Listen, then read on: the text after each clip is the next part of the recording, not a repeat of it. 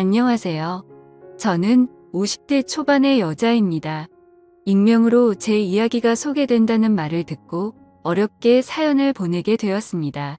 저는 남편과 30대 중반에 결혼했습니다. 요즘은 워낙 30대 넘어서 결혼한 사람들이 많은데 저 때만 해도 늦은 결혼이었거든요. 저는 남편과 중매로 만나 결혼했습니다. 그래서 부모님이 엄청 좋아하셨어요. 그래서 결혼하고 딸 둘 낳고 나름대로 잘 살고 있었죠. 남편은 직장을 다니다 그만두고 현재 사업을 하고 있고요. 제 남편에는 형이 2명이 있습니다. 한 명은 현재 미국에 거주하시고 나머지 한 명은 서울에 계시죠. 그리고 저희 부모님도 서울에 살고 있어요. 시부모님 모두 건강하게 살아 계시고요. 제 아주버님의 아내, 그러니까 제 작은 형님에게는 친구분이 한 명 있는데요. 그분이 미용사입니다. 그래서 저도 자주 가서 머리를 했죠. 저희 집에서 그리 멀지 않은 동네에서 미용실을 하시는데 꽤 실력이 좋으시거든요. 그날도 염색을 하려고 미용실에 갔어요. 그런데 문이 잠겨 있더라고요. 잠시 외출했나 영업을 안 하나 생각이 들면서 내일 다시 와야 하는 고민이 들더라고요. 미용실 앞에서 10번 정도 고민하다가 내일 다시 오자 결정하고 집에 가려는데 화장실이 가고 싶더라고요. 미용실 상가 뒤쪽으로 가면 공용 화장실이 있거든요. 그래서 화장실 쪽으로 향했죠. 그런데 화장실 가는 길이 미용실 뒤편이에요. 머리 감는 공간이요. 그래서 머리 감는 공간 뒷문으로 나가면 바로 화장실이 나오거든요. 아무튼 화장실을 가려고 하는데 미용실 쪽에서 여자 신음소리가 나는 거예요. 이상하잖아요. 분명 문이 잠겨 있었는데요. 제가 살펴보니까 미용실 뒤쪽에 아주 작은 창문이 하나 있거든요. 환기할 수 있는 창문이요. 그 창문이 아주 살짝 열려 있더라고요. 그래서 까치발을 들고 그 창문으로 미용실 안을 들여다봤죠. 근데 작은 형님 친구분이 거기에서 웬 남자랑 그 짓을 하고 있는 게 아니겠어요? 머리 감는 그곳에서 남자랑 아주 난리가 났더라고요. 그 친구분은 당연히 유부녀예요. 아이도 하나 있고요. 그 아이를 실제로 본 적도 있어요. 기가 막히더라고요. 유부녀가 미용실 문 잠가놓고 웬 남자랑 그 짓을 하고 있으니까요. 근데 그 남자가 왠지 낯이 익었습니다. 그래서 아주 자세히 얼굴을 봤는데 아니 글쎄 저희 작은 아주버님이 아니겠어요? 그러니까 작은 아주버님이 와이프 친구랑 바람을 피우고 있는 장면을 제가 목격한 겁니다. 너무 놀라서 순간 저는 악하고 비명을 질렀어요. 저도 모르게 나온 소리라 당황했죠. 그런데 그 순간 작은 아주버님이 고개를 돌려서 창문 쪽을 바라보는 게 아니겠어요? 그 바람에 작은 아주버님이랑 눈이 마주쳤죠. 저는 눈이 마주치자마자 냅다 도망을 쳤습니다. 바로 택시를 타고 저희 집으로 갔죠. 한 10분 후에 작은 아주버님이 전화를 하시더라고요. 당연히 받지 않았습니다. 그런데 막 10번이 넘어가도록 전화를 하시더라고요. 당연히 다급하셨겠죠. 바람 피우는 모습을 제게 들키셨으니까요. 그래도 받지 않았습니다. 너무 떨리고 심장이 쿵쾅거려서 받을 수가 없더라고요. 그렇게 전화를 계속 받지 않자 문자가 왔더라고요. 전화 좀 받아달라고요. 이야기 좀 하자고 하더군요. 저는 문자도 무시했습니다. 머리가 복잡해서 도무지 아무런 답장도 할 수가 없었어요. 그냥 남편 얼굴 보기도 민망하더라고요. 남편이 유독 작은 아주버님이랑 많이 닮았어요. 그래서 남편 얼굴 볼 때마다 작은 아주버님이 그 친구분이랑 그 짓을 하고 있던 광경이 생생하게 떠올랐습니다. 작은 아주버님은 제가 전화해도 받지 않고 문자도 무시하니까 아주 속이 타셨나 봐요. 저희 집으로 평일에 출근도 하지 않고 직접 찾아오셨더라고요. 처음에는 아예 문도 열지 않으려고 했는데 작은 아주버님을 계속 문 앞에 세워두는 것도 예의가 아닌 것 같아서 문을 열어드렸습니다. 생전 그분이 저희 집에 오시지도 않고 오신다고 해도 뭐 사가지고 오시는 분이 아닌데 그날은 글쎄 과일 바구니를 들고 오셨더라고요. 세상 친절한 웃음을 지으면서 과일 바구니를 저에게 주셨습니다. 남편이랑 같이 먹이라고요. 저는 들어오시라고 하고 커피를 한 잔 타드렸습니다. 작은 아주버님은 뜨거운 커피를 거의 원샷 하시더니 제게 물으셨습니다. 다 봤냐고요? 저는 시치미를 뗐죠. 무슨 말인지 모르겠다고요. 그랬더니 저랑 눈 마주쳤잖아요. 라고 하더라고요. 더는 모른 척할 수가 없어서 이실 찍고 했습니다. 다 봤다고요. 실망이라고도 했습니다. 어떻게 다른 사람도 아니고 작은 형님 친구분이랑 그런 짓을 벌일 수가 있으시냐고. 당장 정리하라고 했죠. 그랬더니 그때부터 작은 아주버님이 정말 사정사정 하시더라고요. 한순간에 실수였다고요. 심지어 그 친구분이 본인을 계속 아주 작정하고 유혹했다고 했습니다. 자기는 안 된다고 거절을 했는데도 계속 작정을 하고 달려들었답니다. 여자가 그렇게 달려드는데 버틸 남자가 어디 있겠냐면서 실수했다고 하시더군요. 바람이고 뭐고 그런 것도 없었다고요. 이미 정리된 관계라고요.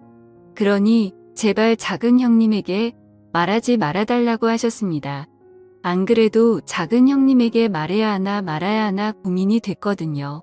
하지만 말하지 말아달라고 부탁을 아닌 심술이 나서 작은 형님에게 당장 고자질하고 싶었습니다. 그런데 작은 아주버님이 그런 제 마음을 읽으신 것 같더라고요. 대뜸 저에게 비밀로 해주면 제 남편이 빌린 돈을 갚지 않아도 된다고 하시더군요. 저희 남편이 사업 시작하면서 작은 아주버님께 돈을 좀 빌린 게 있거든요. 그래서 달마다 조금씩 작은 아주버님께 그 빌린 돈을 갚는 중이었습니다. 솔직히 저도 사람인지라 솔깃하더라고요. 빌린 돈을 갚지 않아도 된다고 하신 이 마음이 흔들린 것이 사실입니다. 아무리 가족이라고 해도 남의 가정일인데 제가 굳이 말할 필요가 있겠냐고요.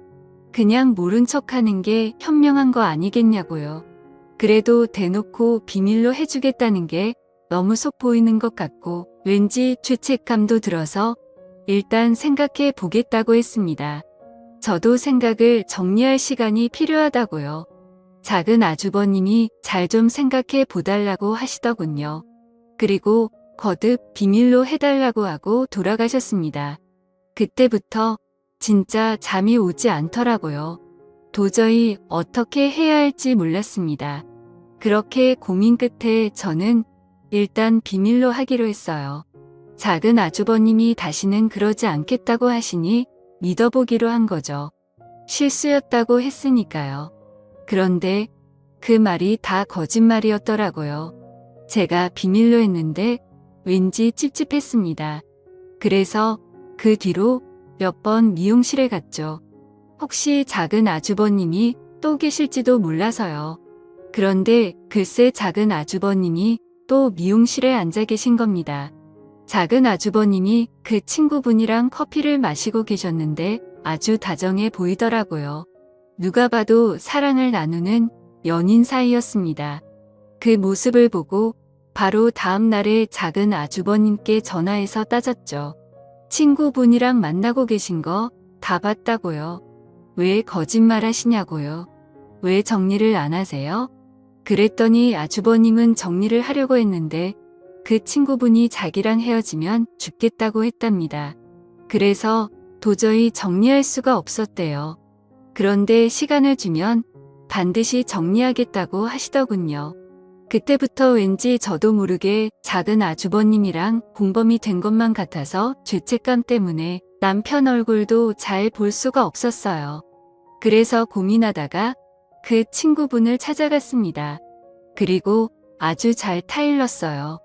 작은 형님을 생각해서라도 이러시면 안 된다고요. 제발 작은 아주버님이랑 정리하시라고요. 그래도 저는 그분이 나름 교양이 있고 생각이 있는 분이라고 생각했거든요. 그런데 이제 보니 제가 사람을 잘못 본 거더라고요. 아주 헛웃음을 치시면서 그럴 수 없답니다. 그러면서 작은 형님이랑은 사실 별로 친하지 않대요. 친구라고 나오는데 서로 별로 연락도 안 한다고요. 아니 전에는 저한테는 작은 형님이랑 엄청 친하다고 그렇게 말하더니 이제 와서 친하지 않다네요. 그게 말이 되나요? 그래서 제가 유부녀 유부남이 이러면 안 되는 거 아니냐고 했더니 사랑하는데 그게 무슨 상관이냐 하더군요. 그러면서 본인은 작은 아주버님이랑 재혼할 거라고 했습니다. 자기 남편에겐 이미 이혼하자고 말한 상태고 자기는 무서울 게 없대요. 작은 형님이 모든 사실을 알아도 무서울 게 없답니다. 상간녀 취급을 받아도 작은 아주버님만 있으면 상관이 없다고요. 작은 아주버님에게 아주 푹 빠진 것 같았죠. 저는 작은 아주버님께 확실히 정리하라고 했습니다. 그분은 헤어질 생각이 없어 보이고 작은 아주버님이랑 결혼을 하겠다고 하는데 그럼 안 된다고요. 하루빨리 정리하라고 했죠. 알겠다고 하더군요. 시간만 주면 정리하겠다고요. 그리고 나서 2주쯤인가 모르는 번호로 연락이 와서 받았더니 그 작은 형님 친구분이더라고요. 무슨 일이냐고 물었더니 만나자고 하셨습니다. 할 말이 있다고요. 그래서 미용실로 찾아갔더니 엉엉 울면서 작은 아주버님이 바람을 피운다고 하더라고요. 아니 이미 그 친구분이랑 바람을 피우고 있는 작은 아주버님이 또 무슨 바람을 피운다니? 제가 그게 대체 무슨 소리냐고 했더니 글쎄 작은 아주버님에게 또 다른 여자가 있답니다. 본인이 얼마 전에 알아냈다고요. 자기가 그 여자 누구냐고 따져 물으니까 알 거 없다고 하면서 헤어지자고 했습니다. 이미 다른 여자를 사랑하게 됐다면서요. 저를 붙잡고 엉엉 울면서 말하더라고요. 그런데 제가 듣다가 대체 그런 말을 왜 나한테 하는 거냐고 했더니 저보고 작은 아주버님 좀 설득해달래요. 그래서 뭘 설득하냐고 했더니 그 여자랑 헤어지라고 말을 해달랍니다. 기가 막히더군요.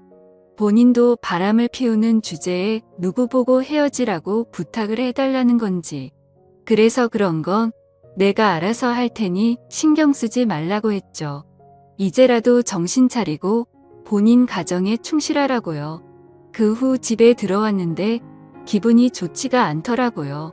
그래서 작은 아주버님께 전화를 해서 제가 들은 부분을 모두 물었죠. 작은 아주버님은 사실이 아니라고 하더군요. 그 여자가 모두 꿈이 하는 말이라고요. 자기가 헤어지라고 해서 앙심을 품고 그런 거짓말을 한 거라고 하셨죠. 그런데 제가 느끼기엔 거짓말 같지는 않았거든요. 정말 슬퍼하면서 울었으니까요. 정말 진심으로 하는 말 같았습니다. 저는 작은 아주버님이 또 다른 여자와 바람을 피우고 있다고 확신했습니다. 이쯤 되니 모르는 척하는 것도 죄스럽겠더라고요. 그래서 남편에게 모두 말했습니다. 그동안 있었던 일을 전부 말했어요. 당연히 남편은 화를 냈죠. 왜 이제야 말하는 거냐고 엄청 뭐라고 했습니다. 저보고 그 돈 안 갚아도 된다고 해서 흔들린 거냐고요. 솔직하게 말했죠. 흔들렸다고. 그래도 이제라도 정신 차리고 사실을 말하는 거라고요. 남편이 작은 아주버님께 전화를 해서 정말 엄청나게 뭐라고 하더라고요. 서로 고성이 오고 갔습니다. 휴대폰 너머로 작은 아주버님이 신랑에게 욕을 하는 소리도 들렸고 아주 난리가 났어요. 작은 아주버님은 저희 신랑한테 신경 끄라고 하시더군요. 남편이 작은 아주버님께 한 소리 했지만 막상 작은 형님에게 말하는 건 꺼려했습니다. 본인 입으로 도무지 말할 수가 없대요. 저도 마찬가지고요. 그래도 저는 역시 말해야 한다는 생각이 들었습니다. 만약 제가 작은 형님이었다면 저는 저에게 말해주기를 바랬을 테니까요. 저는 정말 어렵게 용기를 내서 작은 형님에게 말했습니다. 그동안 있었던 일 전부 숨기지 않고 말했죠.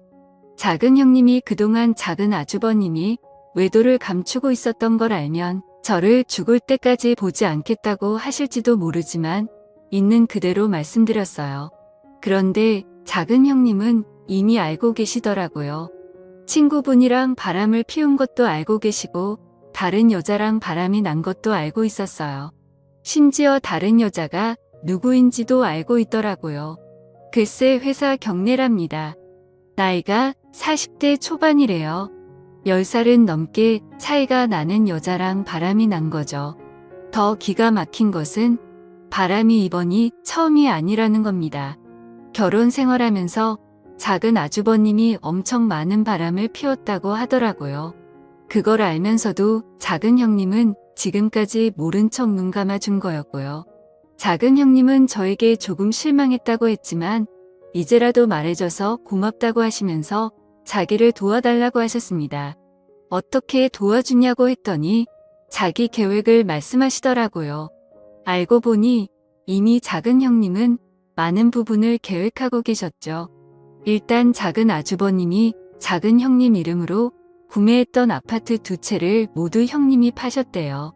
작은 아주버님이 사업을 하면서 돈을 조금 모으셨거든요. 그런데 세금을 내야 하니까 작은 형님이 이름으로 아파트를 산 거죠. 그래서 작은 형님이 그 아파트를 몰래 판 거고요. 작은 형님은 작은 아주버님 몰래 이사를 하실 계획이었어요. 아무도 모르는 곳으로 몰래 떠나실 계획이었던 거죠. 그런데 그러려면 작은 아주버님이 오랫동안 집을 비우셔야 하는데 정말 작은 아주버님이 엄청난 짠돌이였거든요. 그래서 꼭 점심도 집에 가서 드세요. 웬만하면 외식도 잘 안 합니다. 기가 막힌 건 지금까지 수많은 여성들이랑 바람을 피워도 그 여자들이랑 여행 한 번 안 갔답니다. 평소에는 밥도 항상 집에 와서 먹고요.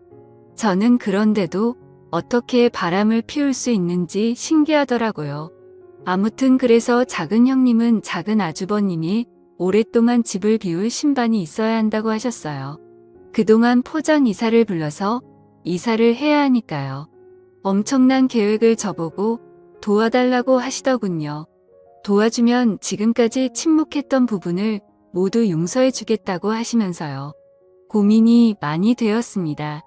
나중에 일을 제가 도와준 걸 작은 아주버님이 알게 되면 큰일이잖아요. 그런데 다른 한편으론 작은 형님을 도와드리고 싶더라고요. 같은 여자여서 도와드리고 싶었습니다. 그래서 남편 모르게 작은 형님을 도와드리려고 고민을 하다 남편을 이용했어요. 낚시를 좋아하거든요. 그래서 작은 아주버님 데리고 낚시를 다녀오라 했습니다. 남편이 고민하다가 그러겠다 하더군요. 물론 작은 아주버님이 처음에는 가지 않겠다고 하셨어요. 남편이랑은 평생 보고 싶지 않다고요. 그래서 반협박을 했죠. 우리 남편이랑 낚시 가서 화해하지 않으면 작은 형님에게 모든 사실을 말하겠다고요. 그렇게 말하는데 안 갈 수가 있나요? 가겠다고 하더라고요. 그래서 아무것도 모르는 남편은 작은 아주버님을 데리고 낚시를 갔습니다. 작은 아주버님이 저희 남편이랑 1박 2일로 낚시를 하는 사이 작은 형님은 이사를 했습니다. 포장 이사를 불러서 이사를 했죠. 아무도 모르는 곳으로요. 심지어 저에게도 알려주시지 않았어요.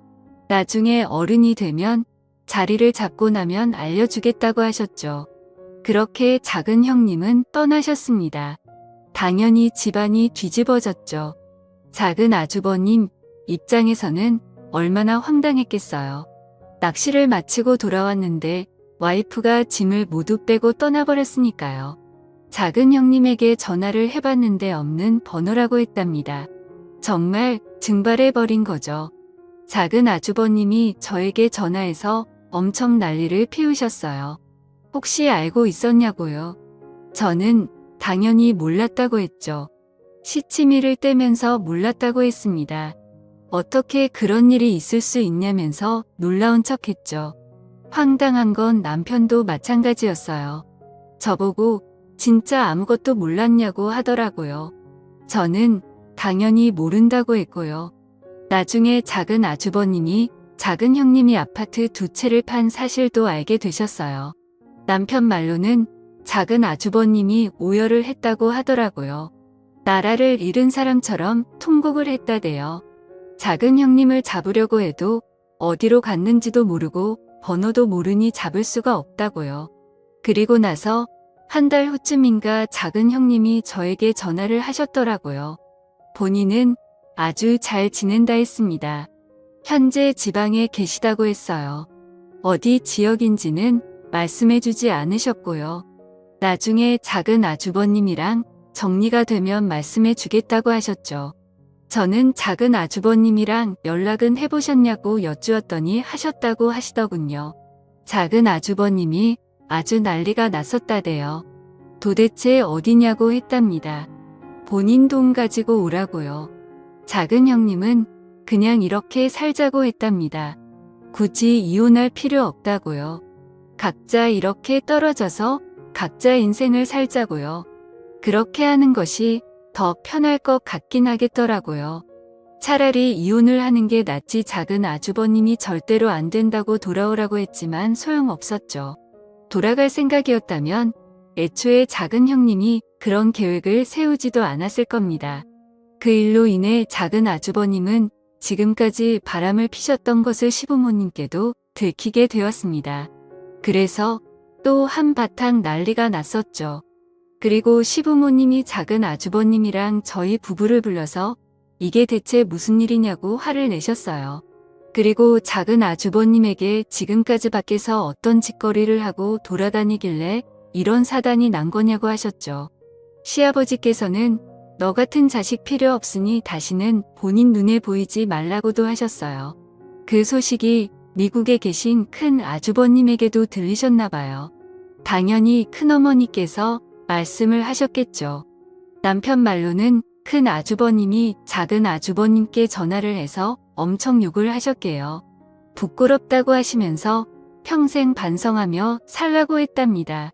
재수씨 괴롭히지 말라고요. 그냥 그렇게 살라고 했답니다.